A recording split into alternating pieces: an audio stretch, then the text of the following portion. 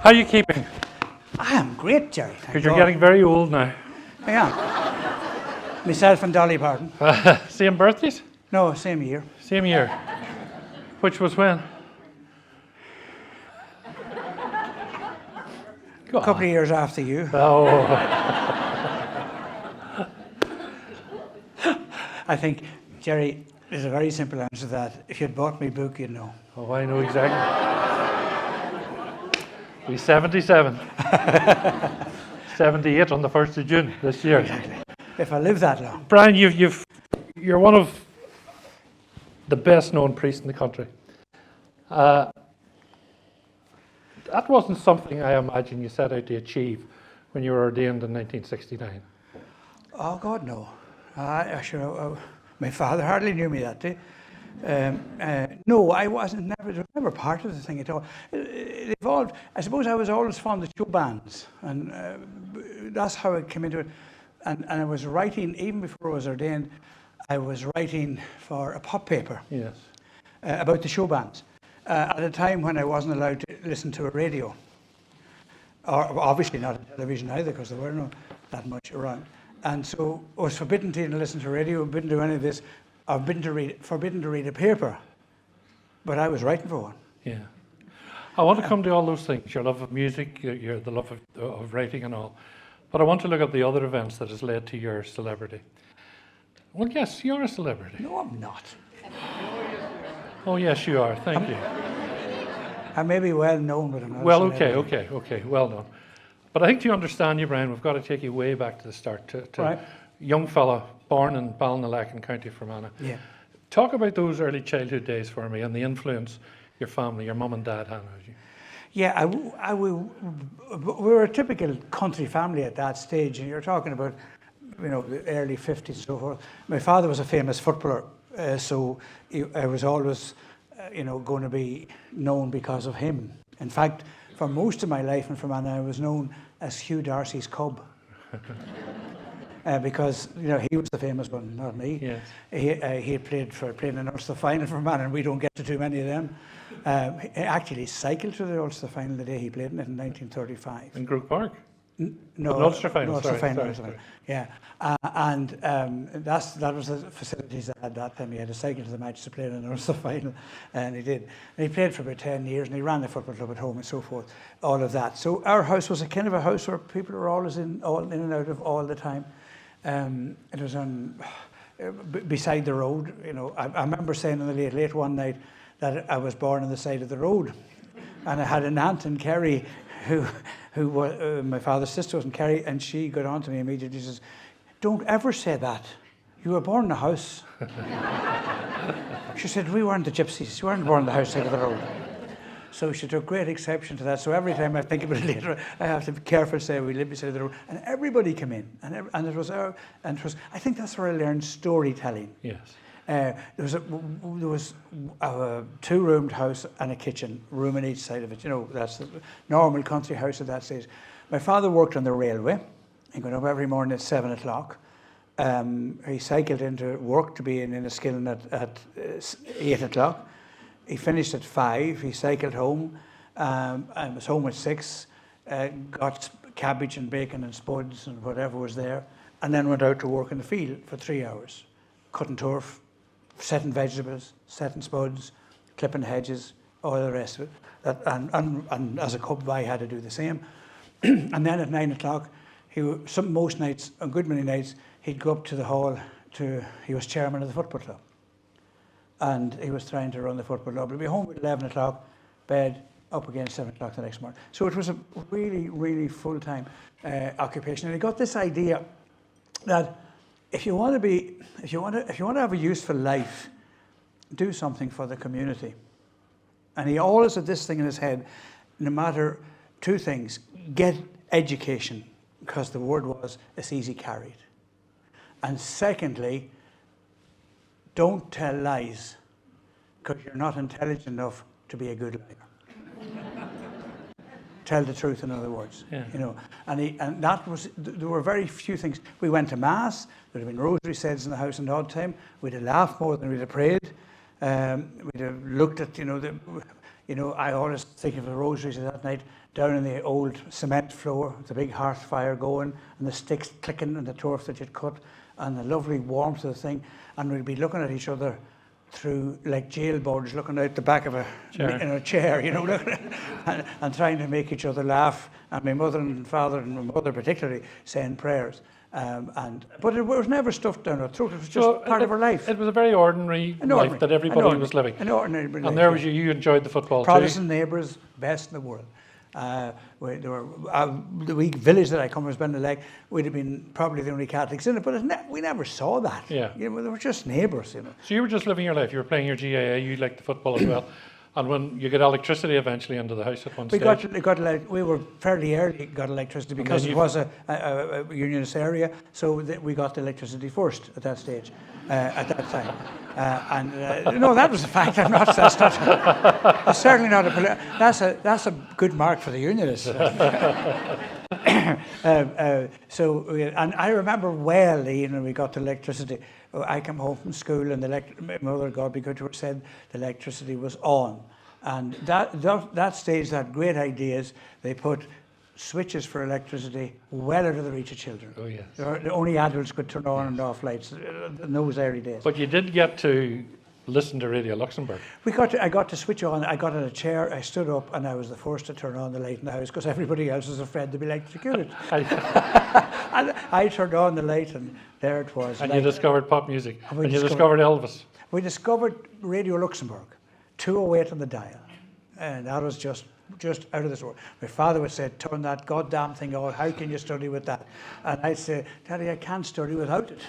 And to this day, I can't. I just like music in the background. You would have the radio on today, even if you're working? Oh, absolutely. Is that where your love of music first started, listening to Radio That was Luxembourg? it, yeah. That was it where it was.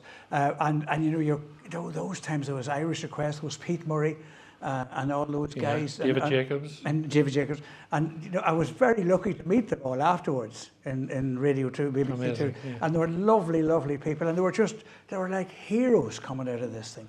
And I don't know where did they broadcast Radio Luxembourg? Where was the studio? No idea. No idea either. I'm not that old. But you know, I'll tell you about it later. I mean, Larry Gogan, who was another good man, he listened to it all. And Larry got an offer to go to Luxembourg. And he didn't like to leave Florrie. Right. And he never did. Good decision. And again, so all of those people. And I listened to music, and it was Irish records. And the show bands were just beginning. There was no records made. The first Irish show band record was made in 1962 and released in 1963. Come Down the Mountain, Kitty Daly, by Tom Dunphy and Jim Conlon. Yeah. And I'm not going to argue with you on this because you're an expert on this. That was the first one. The first one. And Brendan wasn't on the first record. Brendan Boyer wasn't on the first Royal Show record. Because they wanted somebody. Lonnie Donegan was the big skiffle man at that time. And so they took an old record written by Eamon O'Shea in Galway. It used to be on Walton's programme. If you feel like singing, do sing an Irish song. Eamon O'Shea used to sing, "Come down the mountain, Kitty Daly." So, you know, that lovely. And the boys got it, and they made it into a Lonnie Donegan skiffle. And that was the difference. And Tom was the one who did the skiffle. So I got into all of that, listening to those music, and I just had a liking for it. And then I was sent to Oma. Okay, hold on. But that's part of the music. I was sent to Oma because nobody in our country had ever passed the 11 plus. Right.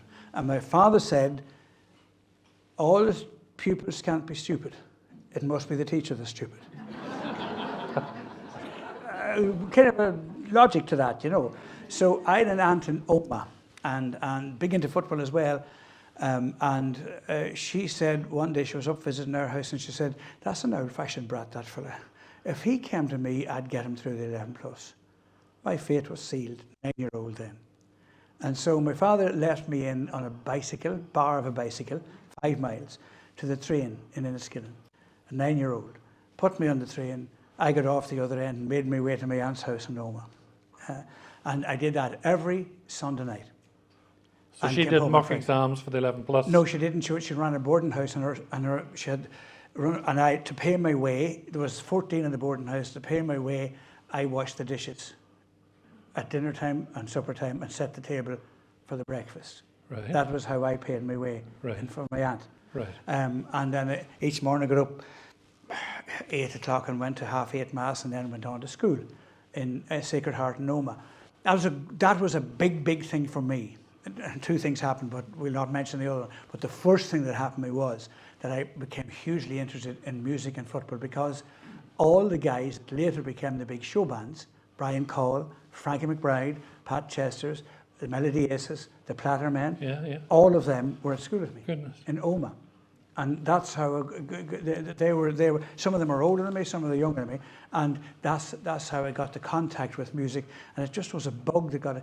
And my cousin was a Tyrone footballer. I was actually the ball boy for the first Tyrone team that won the Ulster final in 1956. They beat Cavan in Clones.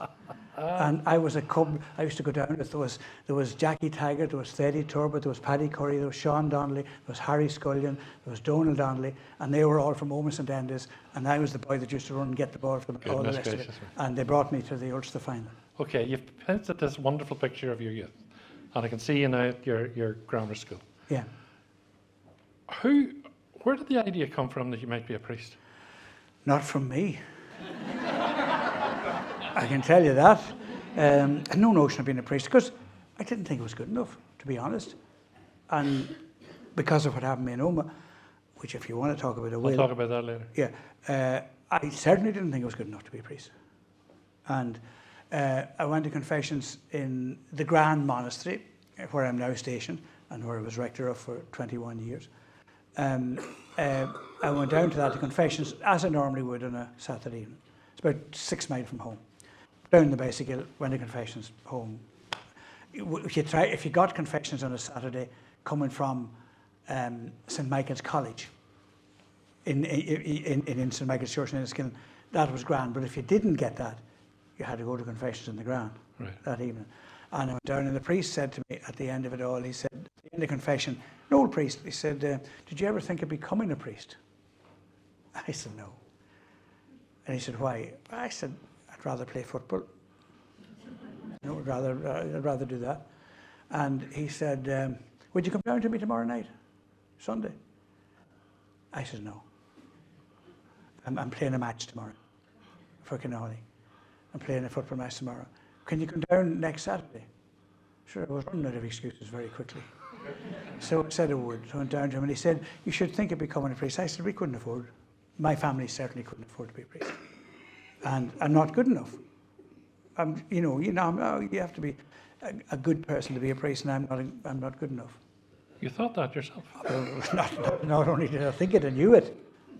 And I was still not good enough either to do it. And he then said, well, he said, if you come to the Passionists or think about the Passionists, all I want you to do is think about it, he said. And if you think about it long enough and decide no, that's fine.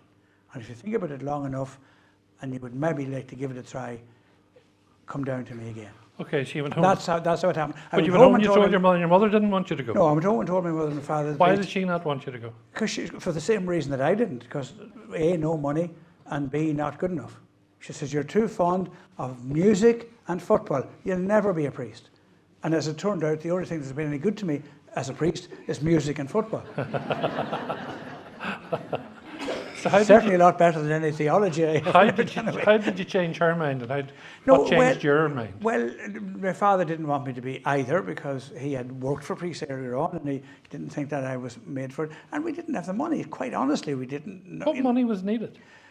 Well, it would have been. You needed to be a priest at that stage in the diocese, a secular priest. You had to go. You had to be a boarder for at least 2 years, preferably 3.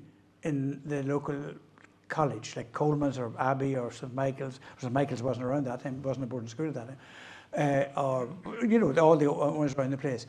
You had to board in that for 3 years, otherwise they wouldn't take in Maynooth. All right. So that was a fortune. Not a chance of doing it. Bernadette Devlin later told me, I was doing an interview with Bernadette Devlin when she was a fantastic, bright young lady I did the interview about 1972 for the Cross magazine. And we had a great chat. She was a wonderful, she enlightened me that day. It was fantastic to see just somebody who was brilliant and thought outside the box. And she said, you know, there'll never be a revolution in the Irish church because all the priests come from rich people. And all the revolutionaries go to religious orders and are exported where they'll cause revolutions around the world. Yeah. Yeah. That's what happened. Yeah, yeah. That's exactly what happened. Yeah. You know, amazing insight. So eventually my mother said, I was really torn about it. I really was torn about it because I was a reasonably good footballer at that time. You know, I played for the county and the college and so forth. And so football was big to me. It really was big. Okay, but you eventually decided that you would go. I didn't. I went to. My mother says we're going to Knock, Brian. She says there's a parish preacher who's going to Knock, and I've saved up enough money for you and me to go. And if you come back from Knock thinking that you still want to try it, I won't stand in your way. And that's what happened. That's what happened. Yeah. So in August 1962, you were 17 years of age. Yeah. You went into the Grand. The Grand, yeah. Can you tell us something about that first year in the Grand and the archaic laws and rules that you had to follow? Because we're only talking 1962 here, and many people this is in all our lifetimes. Yeah, yeah. Oh, yeah, exactly, Gerry. It was all. I was determined that I'd give everything I had to be a priest, and if I failed, I'd failed after I had given everything. So my mind was set. You know, you'd go through anything to be a priest. So I went in that night, and I did 1st of September 1962, and Saturday evening, dark corridors, big, long corridors, wooden corridors with a bit of lino up the middle of them. They wouldn't even put the lino out to the edges. And went into this room, and there was an orange box turned upside down, and that was beside the bed. There was one chair, and there was one table, a bare floor, a naked light, and one woolen blanket on the bed. And the next morning, we surrendered our clothes. We surrendered watches, pens, everything. And that was it. And we got 3 days to get to know the thing, what it would be like. And we went to bed at 9:30. We went into your room at 9:30. You said prayers in your room. You beat yourself 3 nights a week. You beat yourself? Yeah. With what? One of the first things we had to do was to make a twine or a very fine twine into a scourge that was representing the 5 scourges that Christ was scourged with. And very tight knots of this. And they would lift the skin, they really would. And you had to scourge yourself with it? You had to scourge yourself, yeah. Yeah, 3 nights a week in memory of the scourging of Christ. You went to bed at, as I say, 9:30. You might have got to bed at 10. You got up at 1:45 a.m. And you went to the choir and you prayed until 3. Chanted the office, matins and lauds. And stayed until 3 or when the rector might not go back to bed. Went back to bed and you got up at 6 to be in the church at 6:30 again, from 6:30 to 7:30. And then after that you went down we were an Italian order, and so they lifted the entire Italian thing and planted it, the lovely hot country of Italy, and it took it in the freezing Fermanagh and just planted there. It was exactly the same timetable right throughout the world, and it was the same thing. And you were not allowed to sit for your breakfast. You got black coffee and dry bread, standing up, and then you went in to some class, and then you cleaned up the places. You parish corridors, did stuff in the church and masses. It was lunch. We got lunch, and it was fish 3 days a week, and bad fish at that. and you that's from our glass would know nothing about that. Bad fish. It was a terrible thing. And if you made a mistake, if you broke something, you broke that glass, you had to tie it around your neck and go to when the whole community would be gathered for the evening supper. You would have to go to the novice master, kneel down in front of him, carrying a cross on your shoulder with this, and tell publicly the mistakes you'd made that day. This going for a year? 13 months of it.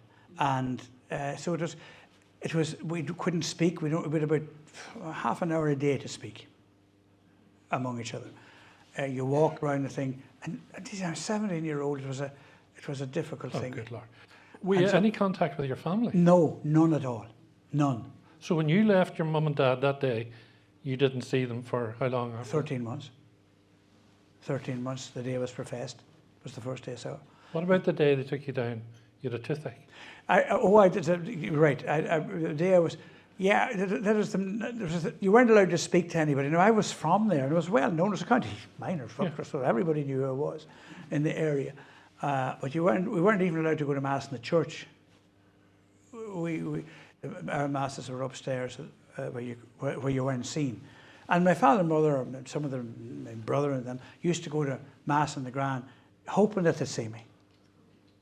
But they couldn't see me, never saw me. But one day, I had to go to the dentist during that, and you were dressed in black hat and white shirt and black suit, and went in. And the man that was the vice master, he had me by the hand, walking me through in a kiln. 17-year-old. Aye, and everybody laughing at the Egypt walking up the town with the hat on him. And I could see them laughing at me, walking up the town. And there was a hardware shop called Dickie's, and he had to buy something in it, so he brought me into Dickie's with him, and he bought what he had. My father had spotted me. He was a bus driver at this stage. My father had spotted me going into Dickie's. He went down to the bus stop and he parked the bus and jumped out of the bus and ran up to get a look at his son. And we met in the door of Dickie's. And he still had me by the hand. My father was there, and I passed him, and the priest said, "Mr. Darcy, your son's doing well." Passed me back, pulled me back. And I looked over, and I could see my father with his mouth open looking at this guy disappearing from... Good God. Why didn't you leave at that stage, Brian? That's... like, my God. As I said before, that if you wanted to be a priest, that's what you had to do. But you see, it was only later, I didn't really... I suppose if you joined the army that time, you'd have got the same thing, It was, and if you were in school... If you'd gone to prison, you probably would have been treated better. I probably would have. Well, yes, I would, yes. I don't have any doubt about that. You'd had some rights. You had absolutely none at all. Yeah. And it was really a cultish thing. Now, the guys that were running it, I wouldn't say a bad word about them. They were holy men. And they were just people that hadn't thought about life or what they were at. They were taught the same, maybe worse. Yeah. And it just was repeated and repeated and repeated. Only for Second Vatican Council, we might still be doing it, But now, later on, when I did psychology at university and so forth, I began to see then, that the elements of a cult are based on three things: starve young, idealistic people. Young, idealistic people. Take them, starve them of food, sleep, and affection. And they'll do anything for you. Yes. That's the elements of cult. And that's really what it was. Did you feel that was happening to you? I didn't feel it was happening to me until I went to university. We were sent to university. Yes, you could articulate this then. And then during psychology and during, we weren't supposed to, we were sent to university to do a degree, and we weren't allowed to talk to anyone at university. At UCD? At UCD. It was down in Earlsford Terrace at that time. We went on the bicycle in the morning down to it, and it was everybody was there. But I suddenly realised that's not right. and I talked to everybody. But it must have been great to get out of. It must have been great to get out of the Grand. Oh, you still had that thing there too. You still At had Mount Argos. Yes, you still got up in the middle of the night for the first 3 or 4 years, and up at 6 o'clock and on your bicycle and cycle to university and try to study and do a degree, and you starving. It wasn't really easy. It wasn't that much easier. And it was more free, and occasionally they'd send you out. And this is where the band guys were good to me. They'd send you out with no money in your pocket at all, on a bicycle. Do what you like for an afternoon, and be back in for prayers at 6 o'clock. And sure, you'd walk up O'Connell Street, and O'Connell Street at that stage was one of the loveliest streets in the world. It was just full of everything in it, And so you'd walk past Cafola's and all the rest of them, and O'Brien's, Johnson Mooney O'Brien's, and the smell would be coming out. And you hadn't a penny in your pocket? Not a penny in the pocket, not a penny. And dressed like a monk, with a pioneer pin, a fáinne, a hat, a Roman collar. Who was going to look at you? And I used to go up to the bands were getting big then during the 60s, and they used to stay in the Belvedere Hotel up at the top of Denmark Street, from Parnell Square. And I knew that. And of course I wasn't supposed to talk to anybody, but I went up to the boys. And the Plattermen and Brian Call and the Mighty Avens, they all met there. And they all took this, they called, who's that funny brother? That's what they called me. They didn't know who it was. But the Oma lads did, but none of this. And the Doc Carroll and the Royal Blues, the Dixies. And I was friends with them all by the time I was ordained. And that's why I was writing, because I knew them all. Yes. Did you sneak out at nights to go to the dances? No. What I did sneak out Never was... once?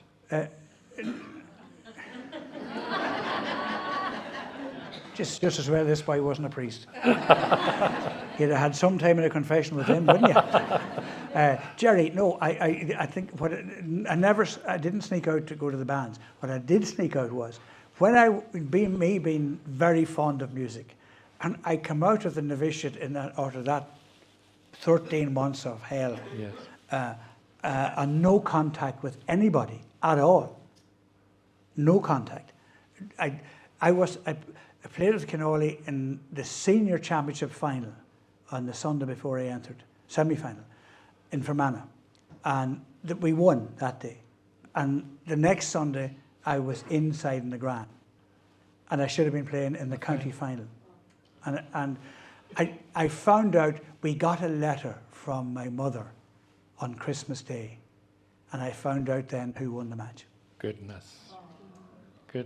And we were supposed to play. So after all of that, there was nothing. You're just, you're dead. Your mind was dead. When you were in Dublin, were you allowed to meet your family? Oh no, you couldn't go home. You couldn't go home. You could. Eventually, they allowed us to go home to your home, but back the same day. You couldn't stay a night at home. And for the Dublin fellas, that was great. They could step home occasionally to do that. But you had to get with no money? No money. How did you get? I didn't get. Sometimes my father and them came down to see me. I saw my mother once in 2 years. And myself and another fella, we got a day off on Easter Monday in 1965. Now I'd have been 3 years professed at that stage, and 3 years in, and we got another fellow was from Tyrone, and the two of us decided we'd thumb home and we'd try and get back in the same day. So we got out on bicycles from Mount Argus at 2:45 a.m. on Easter Monday, and we cycled out to Blanchardstown and started thumbing to Fermanagh. And the Garda car lifted us and brought us in Navan. They should have arrested us, but they brought us in Navan. And a green Mini, with black bumpers, gave us a lift from that to near Cavan. And my brother, God be good to him, hired a car, got a loan of a car, and went to Cavan and brought us home. And the other guy's family left us back that night. And my mother was so thin, I couldn't believe it. My mother was a weighty woman, big round face, and I couldn't believe it. And this, I hadn't seen her for once in 2 years. And I said, "What's wrong?" She says, "I'm not that well." She said, "No, I'm okay." I said, "Do you go to the doctor?" She says, "No." She said, "You know me, I don't go to doctors." And she says, "You say a novena to Father Charles of Mardarkis and see what happens." So I said a novena to Father Charles, and she went to the doctor, and she died in the 22nd in May. Oh, jeepers. Did you see her again after that? The night before she died, I was allowed to go home. And Brian, through all that, you stuck this out. You, by God, you must have wanted to be a priest, I tell you. Either that or I'm very stupid. I think it's the it's latter. part- I think it's you're the very, I latter, think isn't you're it? very stupid, to tell you the God's honest truth. Yeah, it is. But having said that, it was. But you stuck it out. What I would pity was if I didn't now see the stupidity of it. Yeah. And it allows me to say very clearly, the church of that time had nothing to do with Christ. Absolutely nothing to do with Christ. And it was all about a kind of an adherence to religion. But no, God wasn't in it. Now, for my mother, God was in it because she made it herself. Yes. And indeed my father in a different way. And your father's and mother's the same. It was almost in spite of it but there was no joy in it. There was no resurrection in it. It was only suffering. And the more you suffer, the higher place you'll have in heaven. What a horrible image of God to put on anybody. A God that died on the cross so that we'd have joy. And how did they miss that? Can't understand it. That really, really. And so I don't have respect for a clerical culture at all, because it was a clerical culture that had no rationality in it. Let me take you to, I think it was 1995. You were on the Late Late Show. Oh, God. I was with you the week before, by the way. You were with me the week before, yes, talking about the same deal. Yeah. And this was, Cardinal Daly was on. And he spent more time talking about a man in Fermanagh who was rearing wolves than he spent with me that night. Oh, stop worrying about it. This was in the aftermath of all the revelations of child abuse of Brendan Smith. Yeah. Huge scandal. The Cardinal was on. You were only in the audience that night. Well, I wasn't even supposed to be in the audience that night, to be honest, because they rang me on a Monday. John Daly rang me on a Monday, and he said, "Brian, we're doing a thing on Friday night on the church, and there's a whole lot of people coming in, and Gay would like you to be there." And I said, "Well, I can't," I said, "because I've just done it with Gerry Kelly." That's literally true. That's what I said to him. And I said, "So, there's no point in me going on because I've said what I was going to say with Gerry Kelly the week before, yeah. on the Friday before." And so they looked at it and they said, "No, it's right enough. You've said what you have to say." So I was down actually recording, as I did the gig guide for 2FM on the Friday. And I was going out of the thing, and the producer raced over to the canteen, and he said, "Gay has seen you, and he wants you to come on." I said, "Look at the cut of me, I can't go on." Well, he said, "Would you sit in the audience? He's afraid of it, and he'd like you to be there." Did you know at that stage that the Cardinal was... No, nobody knew at that stage. Well, nobody knew the Cardinal... No. That was one of the big mistakes that the handlers of the Cardinal had. We went on, and there was a William Murphy, Bishop Murphy of Kerry was on, all right, and a few others. And I was only in the audience, and I wasn't supposed to say anything at all, And then halfway through it, Gay came over to me and he said, "Brian, why do you think there's so much anger towards the church?" And I said, "Well, the abuse has been used as an excuse now." I said, "There's been an anger building for decades, maybe centuries, but decades anyway, to the church, because it's oppressive, I mean, teachers don't get jobs in schools because they don't know the right priest. I said, this education, politics has no freedom because of bishops. And I said, all this on air, you know. And that to me was more important than what subsequently happened. And that became a subject for discussion that day, at the time. And that was it. And just then there was a break, and Gay come over to me during the break. He said, how do you think it's going? I said, there's too many priests talking. Would you get the lay people to talk? That's exactly what I said to him. Oh, right, he said, okay. So that was it. And the next thing, he'd been watching everything from the window up above. And he had been there. We didn't know it. And poor Cardinal Daly was landed in the middle of them. And of course, he had the answer to everything.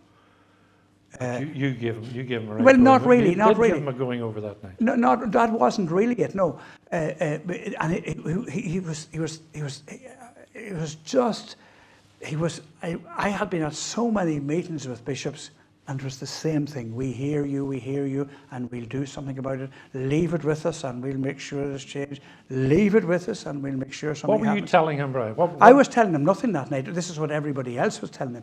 But the people behind me were about to boo him.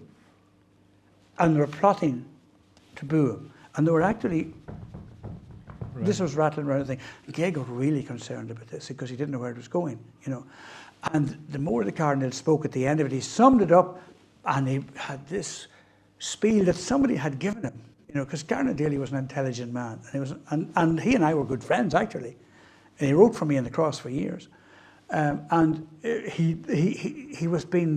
He just was really badly handled by his own handlers that night. And he was just annoying people because he hadn't accepted that there was anything wrong. And I was just like this, and Gay looked around and he saw me, and out of the blue he says, Brian, you want to say something, don't you? Well, I hadn't. I didn't want to say anything. And when he threw the ball to me, I caught it and kicked it over the bar. Oh. And you got a goal that night. No, but I said, hey, there's no point in cutting. I said, Cardinal Daly, if the church is that good, why are so many so angry? Why have we not listened to the people? Why do we not know that it is wrong to abuse a child? I said, I was speaking personally, and I knew that. See, I'm not sure of the chronology here. Was it known at that stage in 1985? No. So you had this built up, as you said, you were speaking from personal. I knew what it was. I knew that clerics, you know, that would abuse a child shouldn't be anywhere near religion, priesthood, children, access to anything. And I was beginning to see at this stage, because don't forget, I was writing for the Sunday World at that stage, and I had written about abuse in Canada in 1985. So I wasn't coming into it without a background. And the guys in the Sunday World were asking me, there's this case, there's this case, there's this case, there's this case. And I knew it was just, it was just about to explode in a big way. And the Cardinal was walking himself into it, and he didn't know. So what was he saying? I hear you. That's what he was saying to the people. And as soon as I said that, he just laced into me. You remember? He said, Brian, I know you and you're a good priest. There are good priests. And I said, I know there are good priests. And he didn't expect me to come back. And I don't know why I come back either. But something inside me was saying, if we can't be honest, if we're here, why are we on this show? That we're here to do, how can the church change so that it will be moral? If a church doesn't know that it's wrong to abuse a child, it can't preach anything. Full stop. And it doesn't take any genius to know that. And everyone in the people who are abused were writing to me, and I was seeing what is wrong and what is wrong. And I suppose maybe it was God was making me do it, to be honest. I just got courage from somewhere. That wouldn't have been me, to be honest. It was a defining moment in your life, wasn't it? I think it was a defining moment in my life, yes. But that's not the important thing. I actually think, you see, the Irish Times wrote an editorial the next day about it. And they said, Well, Father Trendy has suddenly grown up. Because you had that nickname. From my friend Dermot Morgan, yes. who took the name Father Trendy from before Brian Father Trendy. Ted, Yes, before Father Ted. He was going to take Michael Cheery. Oh, right. But Kevin Martin said to him, no, Father Michael Cleary, sir, he's old. Look, that's the fellow you take. And so he called himself Brian Trendy after me. Right, so the paper said Father Trendy is... Father Trendy has suddenly grown up.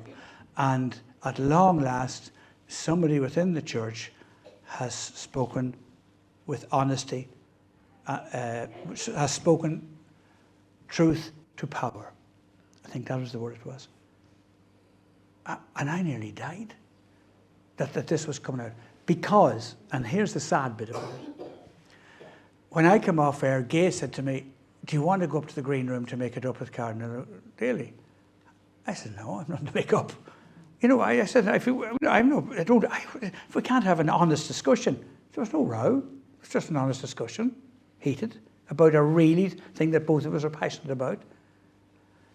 And Maura Connolly, who was Gay's PR, you know who I'm talking about. Maura was a lovely lady, and she called me over and she says, Brian, the phones are hopping here. There are two people in particular want to speak to you. And I thought it was I thought it was my superior, actually, going to say you're sacked.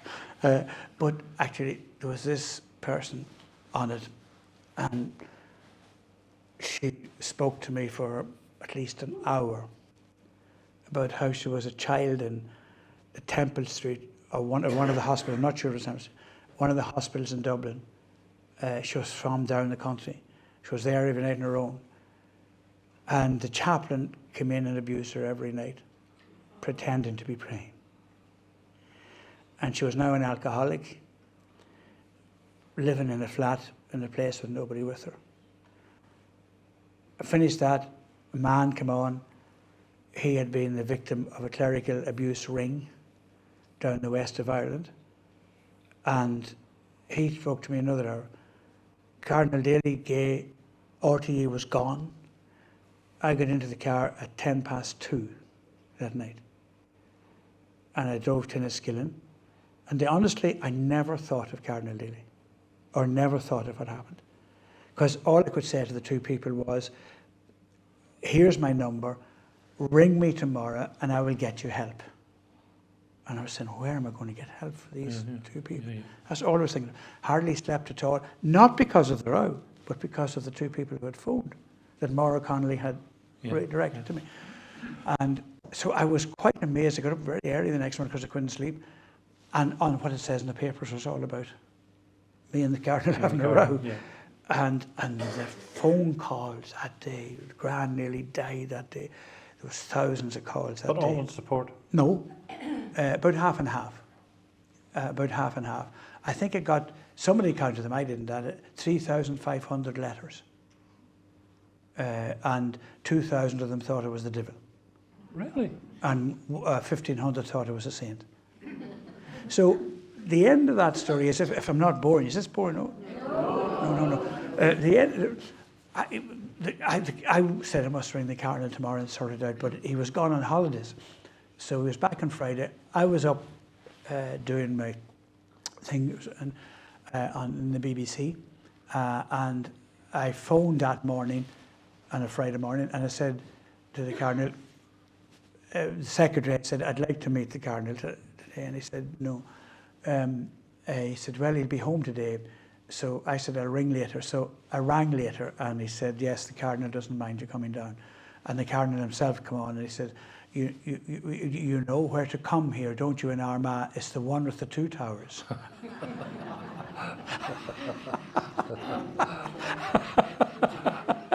Which was, so I went down at 9 o'clock that night, and he was on his own. He opened the door on his own, and he came in, and he made a cup of tea, and we sat at a 1-bar electric fire, one on each side of it. And he said, Brian, what were you on about last week? Why were you so angry? He still didn't get it. Still didn't get it. And I said, Cardinal, you know, I don't know what you're getting, I said, but you know, there's a huge divide here. And I said, do you know where Bishop A is? No. Do you know that there's a paedophile ring in your own diocese? Do you know that there's one in Galway? And right in front of me, the blood drained from his face. And he went, and I said, Jesus, if he dies in front of me now, if he takes a heart attack. I said, we'll talk about it some other time, Cardinal. I was afraid of my life he was going to die in front of me because he knew nothing of it at all. And I said, you know, there's a big campaign. The priests of the diocese have decided that I am never to be allowed into that diocese to do anything. You were ostracized. You were an outcast at that stage by the clergy. And to be fair to him, he said, he said, that's not on my doing. And, well, I named the 3 guys that had made this, and I said, I know one of them has no room to speak, because I knew the story from the Sunday World that nobody ever wrote. So, and I gave him as much information as I could, and he said, well, okay, I'll put an end to that, he said. And he did, he put an end to that. Now, most of them never spoke to me anyway afterwards, but it was... How did that make you feel, Brian? Like your fellow clergy? You know, it didn't surprise me. No, it didn't surprise me. If the people had turned against me, I'd have known I was wrong.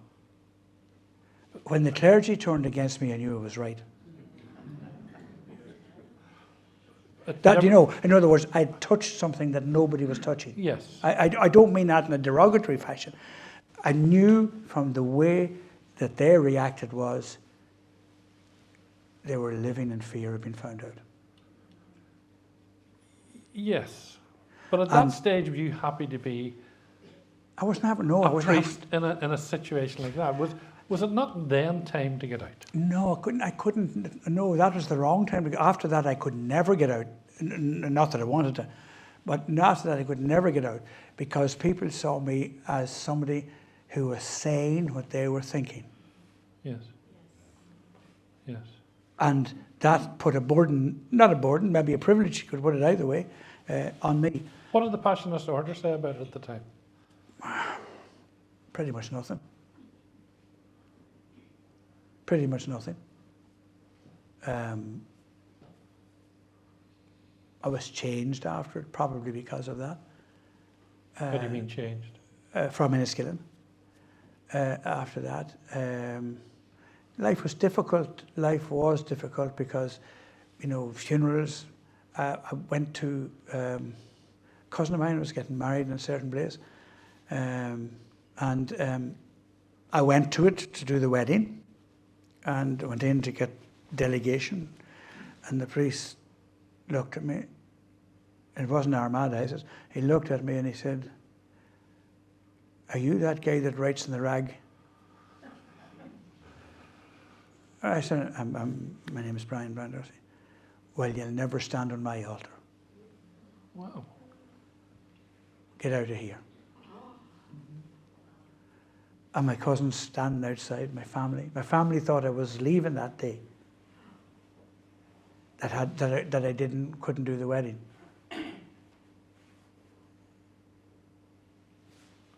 And it was. I was sad for my cousin. I was very sad that day for him, and his wife. You mentioned the paper, the Sunday World. It is a paper that sort of deals in the lowest common denominator of humankind at times. Just like Jesus. Well, that's the answer to the question I was about to pose. Why do you write in it? Well, You can have the Independent. You can have whatever. You can have whatever newspaper you wanted. yeah, but you see, I was editor of our own magazine, internal magazine, for 5 years after ordination, and I was, it was around the dance halls, and there were a group of journalists at that time who were very good. Fellas like Michael Hand, Liam Nolan, Rodney Rice, Kevin Marin, there were and more, but there was a solid group of lads at that stage, and they wanted me to join the NUJ. He said, because when you are a member of the union, you'll be a qualified journalist, and you'll be able to write for Whoever. through the papers. And I was conscious that I was not writing and doing somebody out of a job. So they said, if you're a member of the union, you have every right to write. So I did. So they were telling me this, and they were starting the Sunday World, and Michael Hand wanted me to write for the Independent. And I said, no. Michael was a great guy, great friend of mine. And he says, Michael, no, I can't, no, because if any stories, I want them for the Cross, I don't want them to write, that's the way it is, and I'm not that good anyway. And I got Michael Cleary to write for him. Father Michael Cleary. Father Michael Cleary, yeah. There's another story. To write for him. And then there was a Tribune, I think it was another paper came, and they said, would I write for them? And I said, no, it was too high class for me altogether. And I got Colm Kilcoyne to write for them. And he did, he wrote for them. So then Kevin Marin, God be good to him, I was teaching journalism in the Communication Centre in 1976.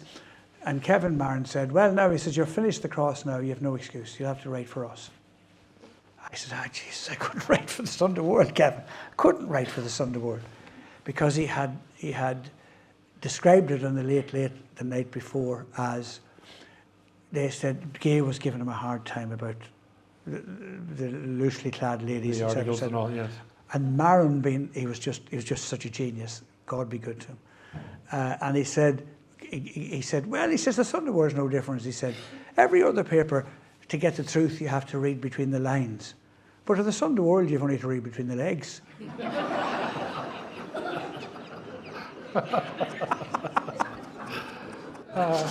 And I said, Kevin, how do you expect me to write for you after that? Well, exactly. Exactly. And he said, Kevin was Dundalk man, really sharp, witty, but sharp, vicious too, if he wanted to be. And he looked at me straight in the eye and he said, look at Darcy, he said, I'm giving you 500,000 readers. This is what that is. 500,000 readers. Most of them are young. Most of them will never see the inside of a church, nor will they hear a priest. And you tell me you have nothing to say to them. What kind of an effing priest are you? And I said, when do we start? And I started in August 76, and here I am. 47 years later. Never missed a Sunday since. Well, you continue to write for them, and it was some of those articles that were used against you by the Vatican. They quoted these, and they censored you for it. What exactly did that mean? What does being censored? I don't know to this day what it means, to be honest, because I didn't want to find out. But it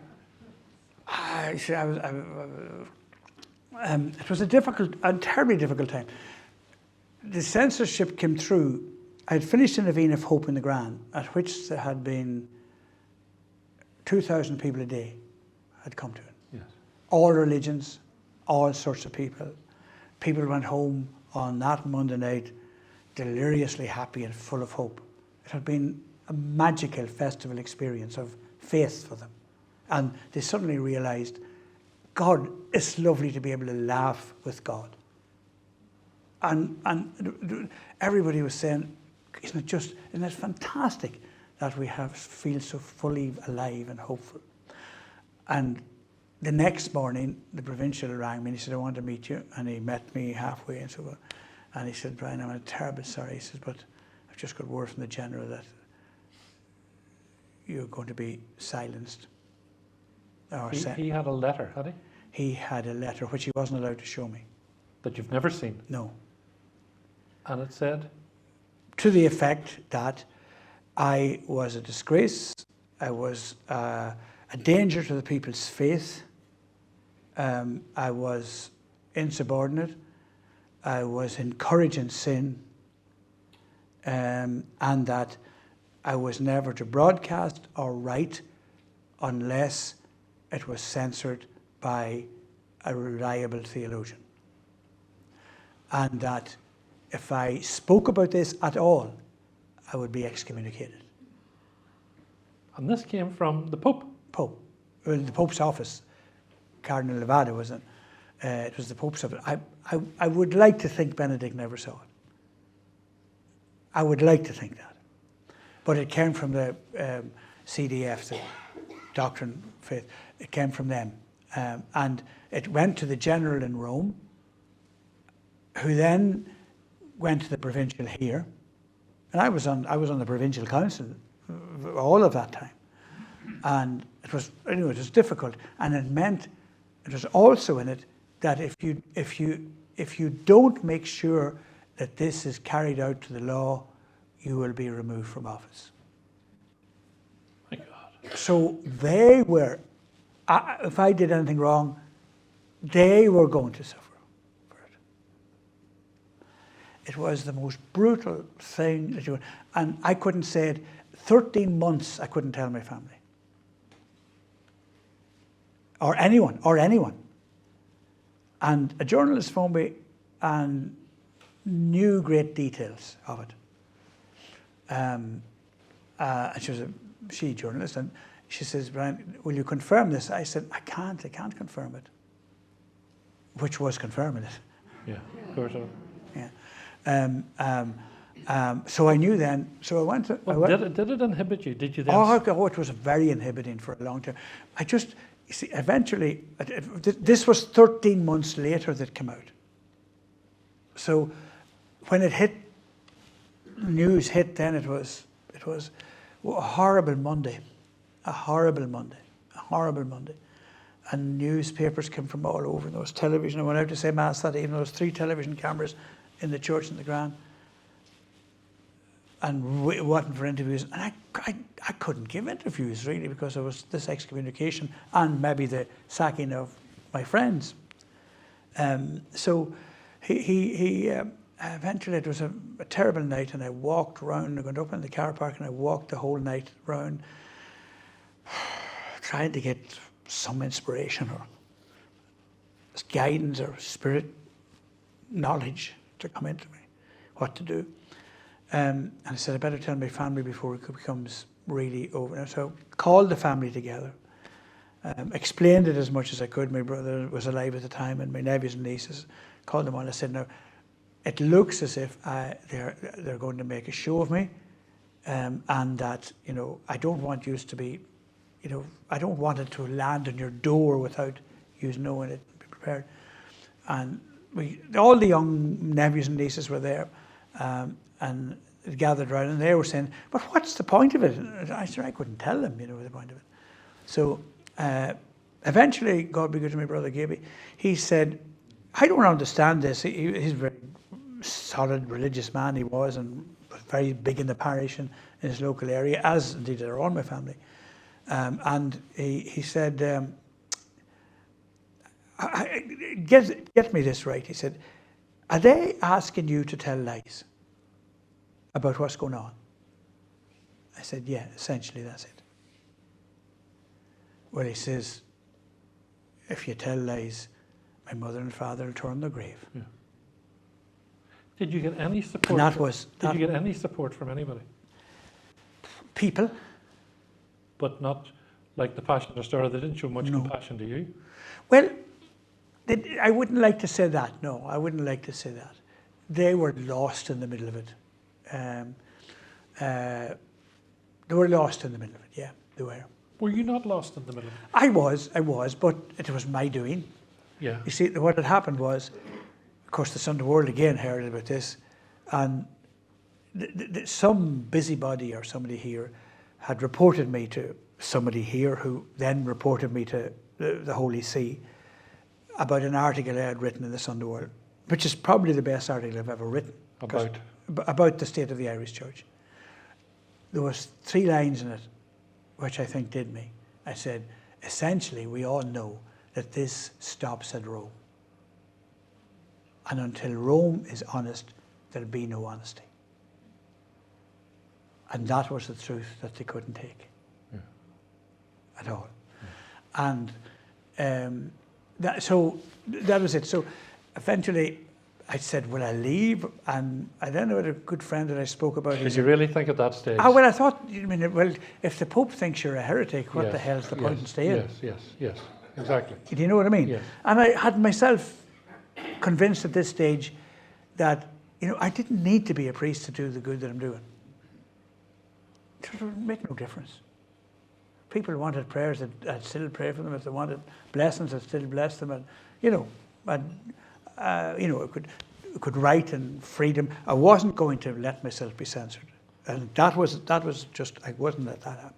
Because I was a member of the ANUJ, and, you never let yourself be censored. Did you change at all? Did you change? For a while, yes. For maybe 6 months, I was dancing very carefully. And do you know somebody was monitoring what you were writing? Oh, of course they were, yes. And not only me, but Tony Flannery particularly, and Gerry. So there were a few of you there were five Irish priests. Censored at the one time? In or around the one time. Right. All reacted differently, and it all worked out quite differently. There was 5 of us, all religious orders, by the way. No seculars. Diocesan men, none at all. Yeah. But I thought and prayed about it, and I came to the conclusion that it might be best if I left. And I think nearly everybody would say the same. You've done your job. If they don't appreciate you, there's no point. But I didn't think priesthood was like that. My job wasn't to keep the Pope happy. My job was to keep God center. And truth, love, compassion is the center. Well, where was God in all this? I think God was the same as where he was on the day of the crucifixion on the cross with me. That's where God was. Did you feel that this was a crucifixion? Oh, I definitely felt it was a crucifixion, and I definitely felt that suffering is never wasted, provided you do it out of love and not out of arrogance. And I talked to a guy who was a classmate of mine, and is a very famous professor in Roehampton College of psychology, etc. So I talked to him, and he understood very clearly. He said, Brian, the last thing you're going to do is leave. Because A, you want to be a priest. 2, the country needs you to be a priest. 3, if you leave, they'll say you're never anything else anyway, so look, there he's after walking away anyway. Mm-hmm. And you'll be dismissed forever. Mm-hmm. He said, if they want to sack you, let them be man enough to sack you. But you don't walk. Makes sense, I suppose. And it doesn't take much to give you courage to do the right thing. And when you get the courage that you're on the right road, you can sleep at night, and if you can sleep at night, you're all right. How low did you get then, Brian?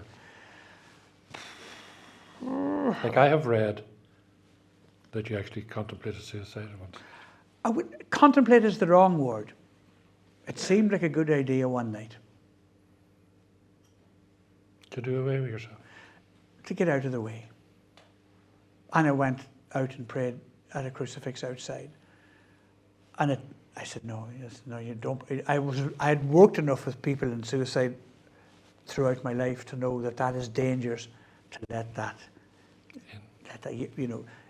it's like everything else. A temptation is neither right nor wrong. It's how you handle a temptation that makes it right or wrong. Mm. So the temptation, if you handle it right, you go through it. So I knew enough to know that. But it was a thought. It looked like a good idea one night. Which is... Did it frighten you? Yeah, it did frighten me. It did frighten me that I would let myself get that low to be that way. Mm-hmm. But I didn't let myself get that low. You can blame yourself all you want, but it isn't. You're being realistic. And I suppose my problem was that I knew too much about what was going on. And I knew I was right. Mm-hmm. And I knew what was going on was utterly contra-gospel, contra-evangelical, contrary to everything that should be going on. And so, yeah, that's an interest. It's just, I think that's an important thing for people to understand, that, in life, nothing's going smoothly. And you can't expect it to go smoothly. But you grow through all of those, and unless you've been low enough to go no lower, you don't understand the strength you have or the growth you have. or the strength that comes from somewhere else. I couldn't, I mean, any idiot would know, I couldn't have handled that on my own. The Holy Spirit had to be there somewhere. And my job was to clear the rubbish away so that I could hear the Holy Spirit. As it is with everybody. And that was, that was why it was important. And just once I knew whether to go or not to go, and I just said, well, if I'm going to stay, I'm going to be the same as I've always been. And that's what I've done. That's exactly what you've done. Look, I don't want this interview to be as if And you've the done poor nothing. people must be fed up. That you've done nothing. That you've done nothing in your life but argue with the church and so on. No, I argue with nobody apart from yourself. You've had some hugely positive things in your life, like the Grand and the Novena. Tell us about the Grand and that special place that you had. I started in Mount Argus. We said, I come from an order of missioners, you know, but I could see at that stage that missions were actually hurting people, not helping people. These are the missions that used to come once a week. If the men's Yes. mission, the ladies. Yes, yes. preaching. Yeah. Hell and damnation. Hell and damnation and all the rest of it. And as one lovely old lady said to me in the hospice one night, and I loved, when I was in Mount Argus, I used to be the chaplain to the hospice as well as being parish priest. And I used to go down to the hospice, especially if I was dying, if I was feeling low, as I was many times. And I would go down to the hospice, and the whole life would take perspective, just people hanging on to the last threads of life and enjoying life in the face of death. Yes. Beautiful, lovely, lovely, holy place to be. And it was just such a big thing. And I used to really think about that a lot of the time. And I said, you know, we better bring hope somewhere here. I knew that the country was in a bad mess in the 70s, as we know. So many people were killed, so much bitterness, so much anger. There was poverty everywhere. I mean, you know, I was trying to raise money for people at Christmas through the Sunday World, just to get food on the table, to get a copybook for school. We were trying our best at that stage through the Sunday World to help poor people who were dropping off the edge. And I said, you know what, people need hope. And they're not getting it. Being told that you're going to hell. And an old lady in the hospice said to me one night, she said, you know, she said, I'm afraid to die. And she was repeating what missioners had said to her. You know, sure, good men thought they were doing the right thing. And maybe they were doing the right thing, but certainly, she says they seem to have an intimate knowledge of hell, but don't know what heaven's like.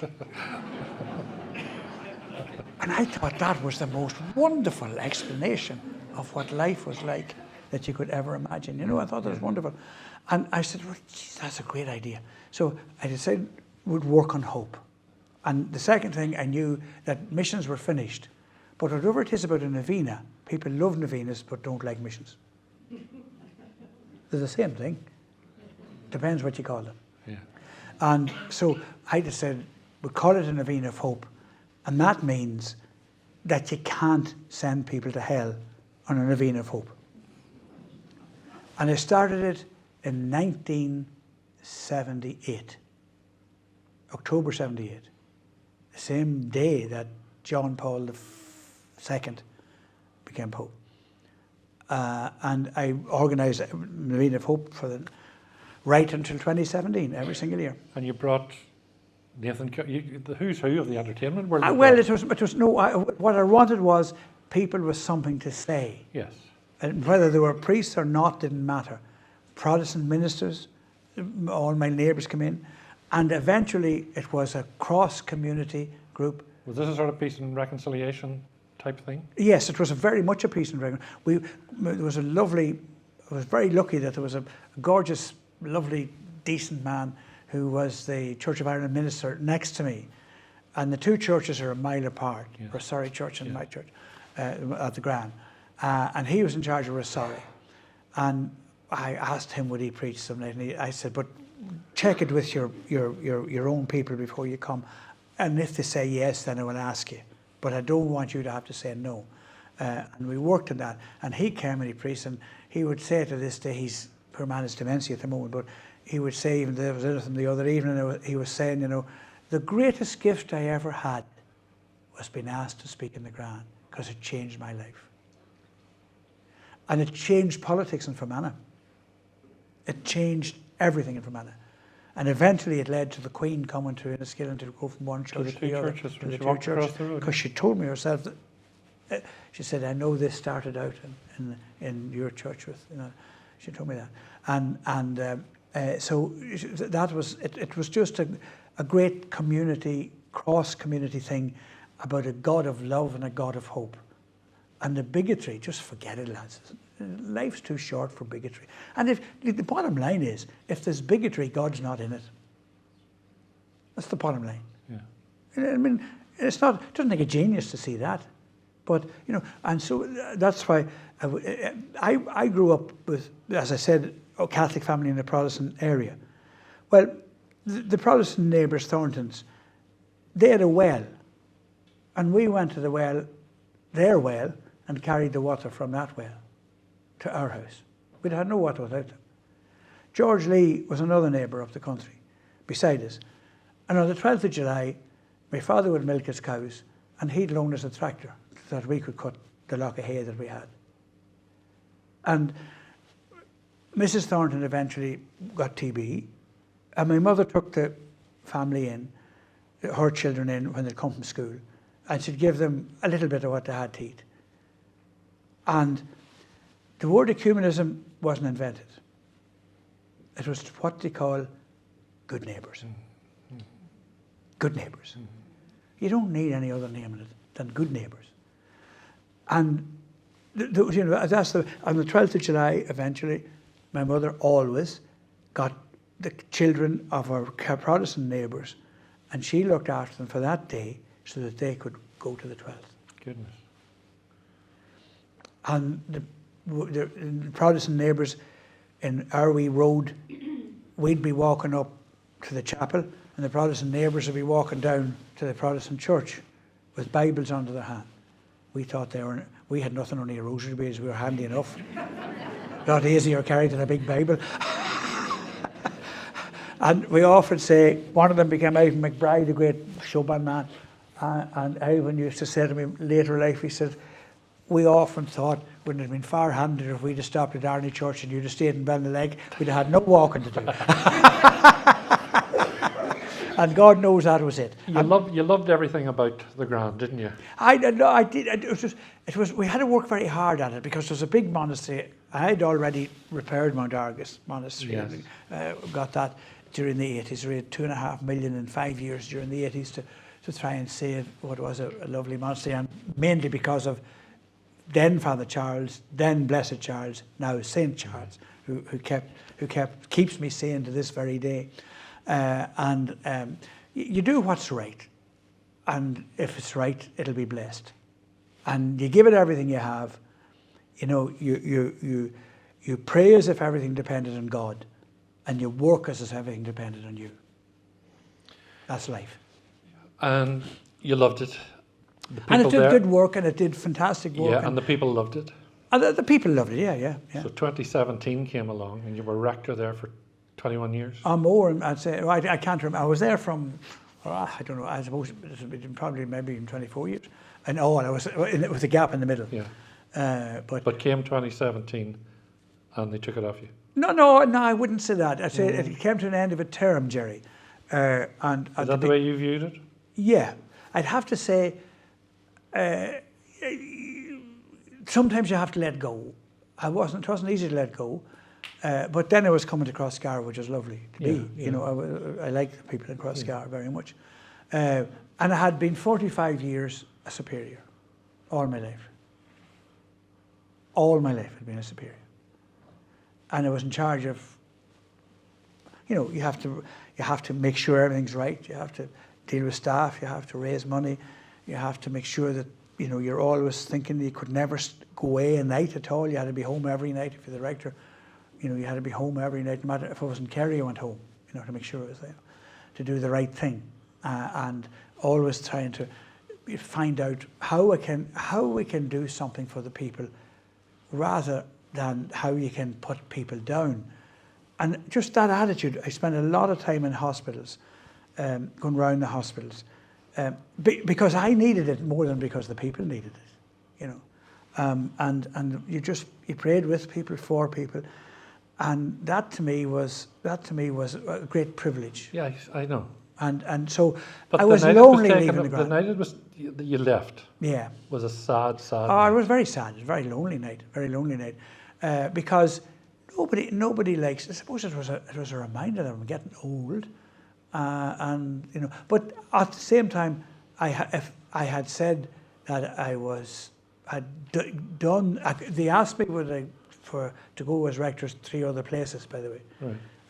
and I didn't say no. I said, if you want me to go, I'll go. But do you really want a 70-year-old man to be taking over a parish? What's that saying? And I believe that, I believe that.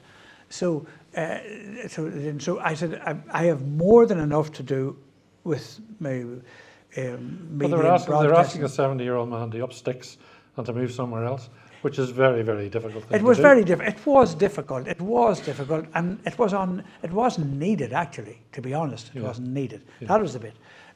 But sure, that's life. So I enjoyed my time in Crossgar, and then the people wanted me back in the Grand, and I'm enjoying myself back in the Grand now. And the main thing is, where's God in any of it? The question you have to ask yourself each time is, no matter what you do, even tonight, here with you, where's God in all of this? Am I talking about myself to blow myself up?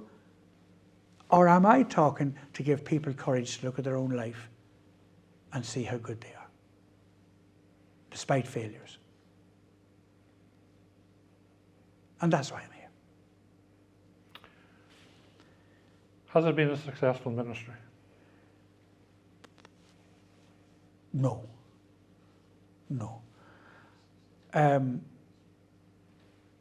One of the things that worries me at night, Gerry, is this. Now, haven't sorted it out in my head yet. I was part of a group that did a survey in 1971. National survey of religious practice in Ireland. And the figure then was 97% of people went to Mass regularly. I spent 50 years in the priesthood, and there's now 17% going to Mass. You can't say that's a success. Well, who's to blame then? Is anybody? Somebody has to be to blame. Not necessary. The world has changed, different place. Maybe the people are finding God in different ways. Might be finding God in different things. They might actually be discovering that I thought I could do without God but can't, which is the history of the Old Testament. God is good, saved his people. They were delighted, got so full of themselves that they thought they could do without God, got themselves into a mess. Nobody could take them out of a mess, but God still came back and took them out of another mess for the same thing to happen cycle after cycle after cycle. Actually, I think if I'm honest and looked at my life, it's probably the same. You ask God for a favour, you get cured, you go to a doctor, and you're saying, God, I hope it's all right. The doctor gives you good news. I was very keen to ask people for prayers going into the doctor, but I'm not sure did I go to the church to say thanks to God, or did I even look up at the sky and say, thanks be to God for what happened. It's human nature. When Brendan Behan said, was he an atheist? He said, I am, except at night. That's a great line, isn't it? Behan was so funny. He lived round Argus, you see, and I only met him once, but I was only a cub, and but I knew the mother a lot well, and Christy Brown that lived next door, actually, quite near them in Kildare Road, and I knew them all very well around Mount Argus. And the mother used to tell me great stories about poor old Brendan Behan. He was just a wonderful man, full of wit and wisdom. And she said he came home one night and he'd been up in Stanaway Road, and he saw there was a crowd in the house, So he says, "Jeepers, there's a wake in here." And he was cutting for drink. So he went in and he walked in, he blessed himself and sat beside the coffin. And he got a glass of whiskey. And some of them says to them, "Who's that?" "I don't know." "Is he a friend of yours?" "No." "You don't know?" The boy says to him, "Who are you?" And Behan says, "I'm a friend of the corpse."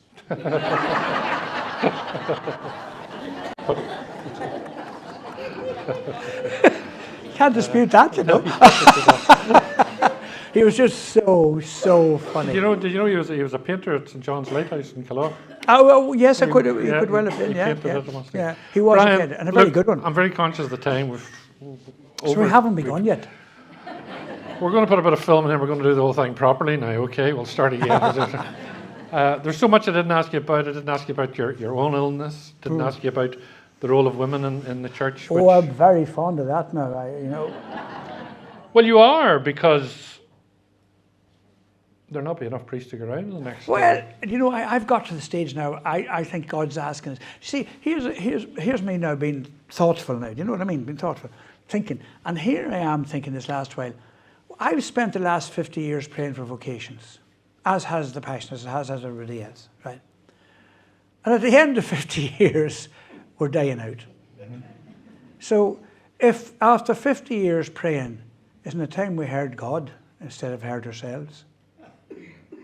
If it hasn't worked for 50 years, it'd be very foolish to go on praying like that, wouldn't you? So you have to look and say, maybe God's looking for a different kind of church that's like it originally was, local communities, where it meant helping one another. Read the Acts of the Apostles, and there's the early Acts of the Apostles, fantastic description of Christianity, what it's like. Christianity where people helped one another. If somebody was in need, they sold what they had and give it to the poor. They prayed together. They had Mass very irregularly, but the Mass lasted all night. The Eucharist, not the Mass. Eucharist lasted all night. And they listened to the Word of God and went away and thought about it and come back. And then they made their prayers and then they went away and thought about it and come back.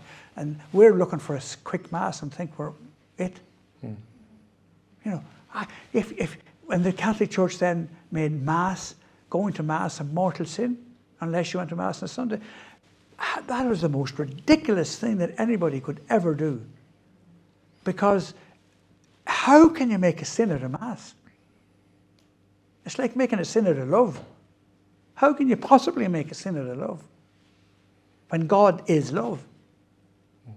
And the point about it is, if we only knew the value of the Mass, or even thought about it for a minute, that you're hearing the Word of God, you're getting forgiven your sins, you make your offering, you make your prayers, and the wonderful thing is, we become one with Christ. He actually comes down to be with us.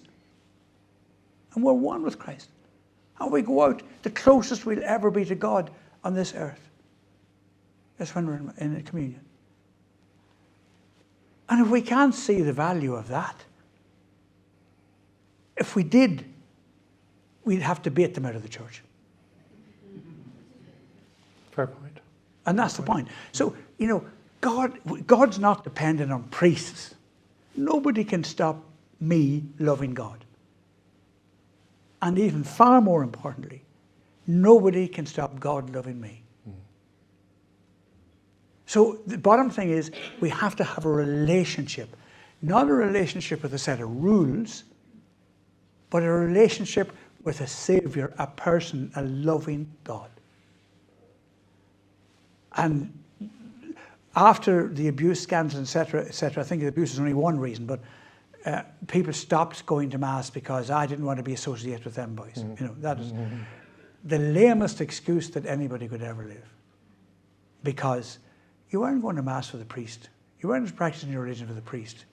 You were practicing religion because of gratitude to God for what you have. And that's why I think we had a great devotion to religion, but no faith in God. That's what we were taught. Eh? That's what we were taught. But listen, Gerry. First one. The first one, I know. But the point about it is, Gerry, and this is, I'm not being awkward here. The bottom line is, we were taught a lot of things that we were able to grow out of. How does it come that every time we want to make an excuse about religion, that's what we're taught? We're all given a brain. We're all educated. We're all able to think. We're all able to make decisions. It's time we all grew up. I think that's where we are. And I think that's what Pope Francis is doing with the Synod. That we will have committed, adult, free, relation-led people who love themselves, love God, and love their neighbour. It's a great slogan. It's just a pity Jesus had it 2,000 years ago. I think we'll leave it there. There's so much more to talk about. No, we leave it there. Brian, long may you be heard. Long may you be heard. You're a great man. Ladies and gentlemen, Father Brian Darcy. Well done.